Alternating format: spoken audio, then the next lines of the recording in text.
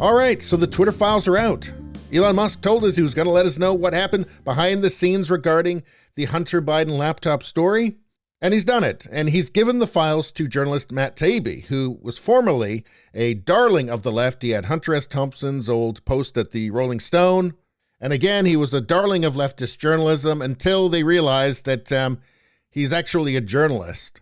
Yes, when he started questioning the obvious absurdities of the Russia collusion hoax. Oh, and it also turns out that he's not a big fan of war either, which is a major no-no for a modern corporate journalist. So they're not big fans of him anymore. But he has displayed that thing called, what is that called again? Integrity. And that's why Elon Musk gave him these files. That's why he trusted him. So let's go through this. Now, we're not going to go through the whole thing. It's a lengthy thread, and it would take us an hour to do it. So we're going to go to the most salient points. Here, by 2020, requests from connected actors to delete tweets were routine. One executive would write to another, quote, "More to review from the Biden team."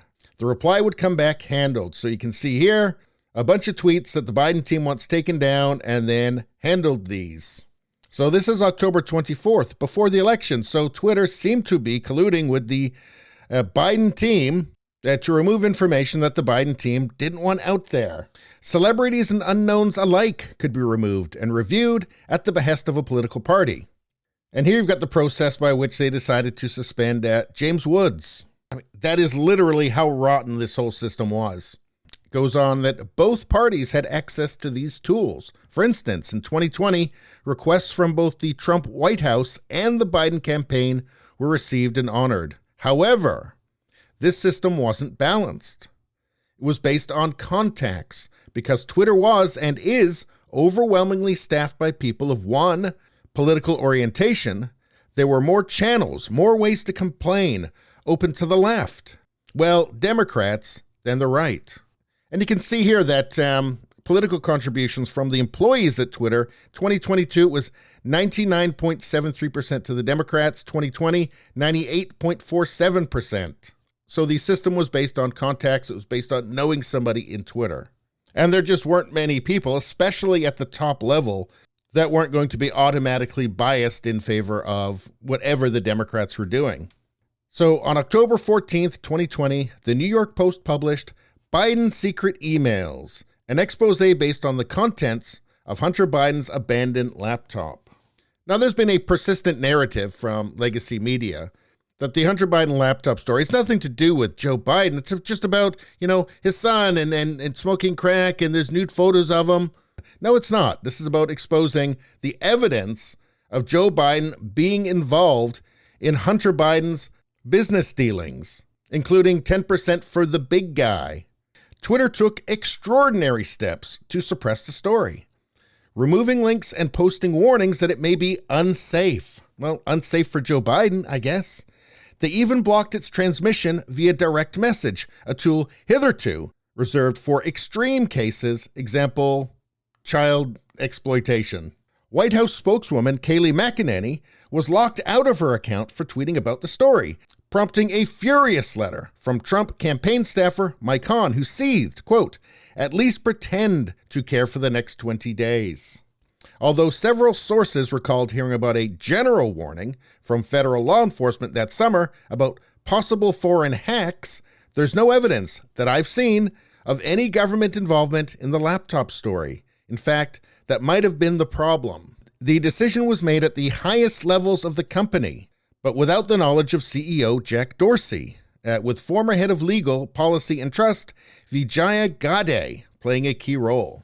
Yeah, there's been a lot of speculation that Jack Dorsey was really just more of a figurehead at Twitter, and he didn't really have any power, and this seems to confirm that.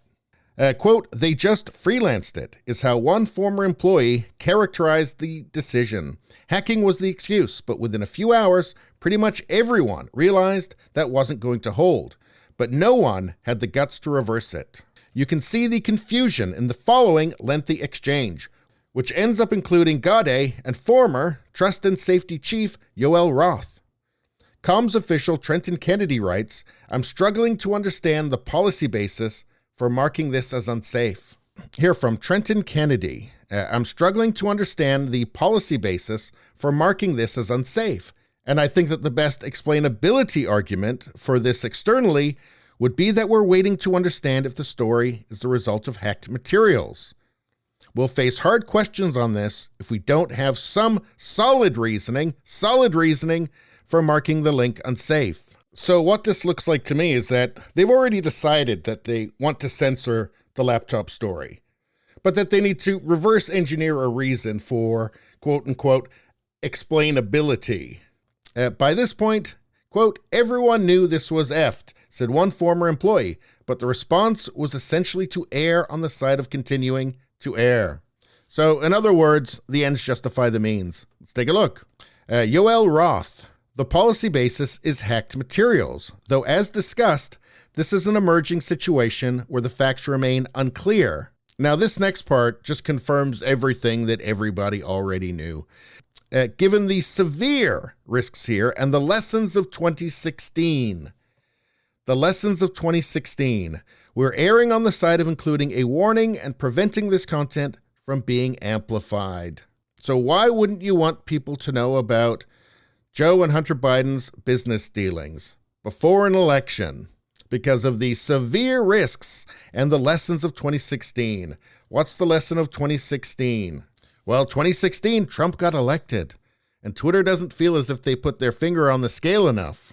So because of the severe risk of the wrong person being elected, they're going to err on the side of including a warning and preventing this content from being amplified. So they're going to err on the side of lying shamelessly. Former VP of Global Comms Brandon Borman asks, can we truthfully claim that this is part of the policy? To which former Deputy General Counsel Jim Baker again seems to advise staying the course because caution is warranted. And who's James Baker? Well, James Baker is a former American government official at the Department of Justice who served as the general counsel for the Federal Bureau of Investigation. Did somebody say deep state? I didn't say deep state. I didn't say that. Somebody said it, though. I could have sworn I heard somebody say deep state. Well, whatever. Let's see. He said, I support the conclusion that we need more facts to assess whether the materials were hacked. Now, keep in mind, at this time, the FBI knew that the laptop wasn't hacked. They knew it was Hunter Biden's. At this stage, however, it is reasonable for us to assume that they may have been, and that caution is warranted. The problem with the hacked materials ruling, several sources said, was that this normally required an official law enforcement finding of a hack. But such a finding never appears throughout what one executive describes as a whirlwind 24-hour company-wide mess. Now, there's a lot more to this, and I encourage you to go to Twitter and read the whole thread from Matt Taibbi yourself. But from what we've seen here in this abridged version is that Twitter wanted to block that story. And they struggled to find ways to justify it, but they'd already made the decision. They knew that they did not want to publish anything that harmed Joe Biden's presidential campaign because they wanted Trump out. So the decision was automatic, and then it was just simply a matter of trying to reverse engineer a reason. And I think this removes any doubt about just it simply being just incompetence on their side or anything. No, this was purely a political decision. And just to remind you, from Yoel Roth, the former trust and safety chief, he said, given the severe risks here and the lessons of 2016, and we know what the lesson of 2016 is.